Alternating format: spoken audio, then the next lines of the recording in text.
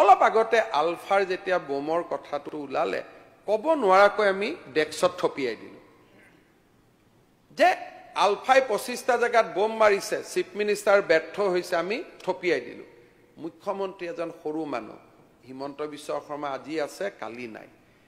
কিন্তু যদি এনেকুৱা 25টা বোম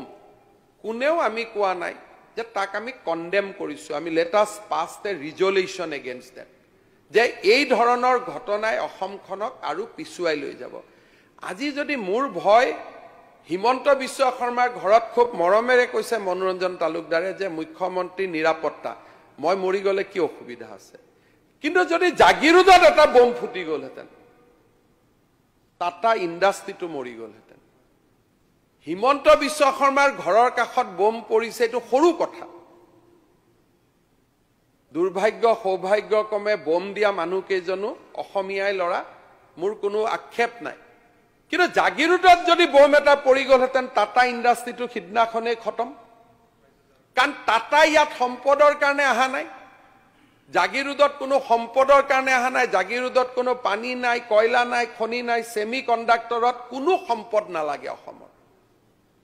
একমাত্ৰ উত্তৰ পূবত উদ্যোগ হক বুলি প্ৰধানমন্ত্ৰীৰ আহ্বানত তেওঁলোক আহিছে আৰু বোম ফুটাৰ পিছত মোক 7 বাৰ ফোন কৰি আছে যে যাব পাৰিম নে নোৱাৰিম অসমত তৃতীয়টো স্তম্ভ হৈছে যে অসমত আমি ইণ্ডাষ্ট্ৰি আনিব লাগিব মই আজিও হাউচক কওঁ মুখ্যমন্ত্ৰী হোৱাৰ পিছত মই মুখ্য ন্যায়াধীশ ৰঞ্জন গগৈ ডাঙৰীয়াৰ ঘৰত গৈছিলো ৰঞ্জন গগৈ মোক 3টা পৰামৰ্শ দিছিল কেতিয়াবা আমি আলোচনা কৰিম এটা তেওঁ মোক কৈছিল যে হিমন্ত এটা ব্ৰ্যান্ড লৈ আহা ৰিলায়েন্স হক টাটা হক আদানী হক কিবা এটা লৈ আহা অসমত যাতে অসমত ইণ্ডাষ্ট্ৰি হ'ব পাৰে তাৰ কথাটো ওলাই কাৰণ অইল ইণ্ডিয়া ONGCৰ বাদে অসমত ইণ্ডাষ্ট্ৰি নাই আৰু তেল থাকা দিনলৈকে তেওঁলোক থাকিব তেল নোহোৱা হোৱা দিনাখনে তেওঁলোক গুচি যাব কিন্তু টাটাৰ ইণ্ডাষ্ট্ৰিটো যেহেতু সম্পদৰ ওপৰত নিৰ্ভৰশীল নহয় গতিকে এনেকুৱা ইণ্ডাষ্ট্ৰিৰ যদি এটা আমি ইকোসিস্টেম কৰিব পাৰো 6টা 7টা 8টা এনেকুৱা ইণ্ডাষ্ট্ৰি আমি লৈ লৈ গৈ থাকিব পাৰিম এটা এটা ইণ্ডাষ্ট্ৰিয়ে 50,000 লৈকে ৰিক্ৰুটমেন্ট দিব পাৰে তেওঁলোকে ফেব আৰু এসেম্বলি দুইটাই অসমত পাতিব খুজিছিল মই পানী নাই বুলি কোৱাত তেওঁলোকে গুচি গল গুজৰাটলৈকে ফেবটো কৰাৰ কাৰণে নহলে একেটা ইণ্ডাষ্ট্ৰিতে 60,000 এমপ্লয়মেন্ট হলহেতেন যিটো পৰিবেশ তেওঁলোকে যিটো বহল মন লৈ ইয়াত আহিছিল মই আজি হাউচৰ পৰাই পৰেশ বৰুৱা ডাঙৰীয়াক আহ্বান জনাম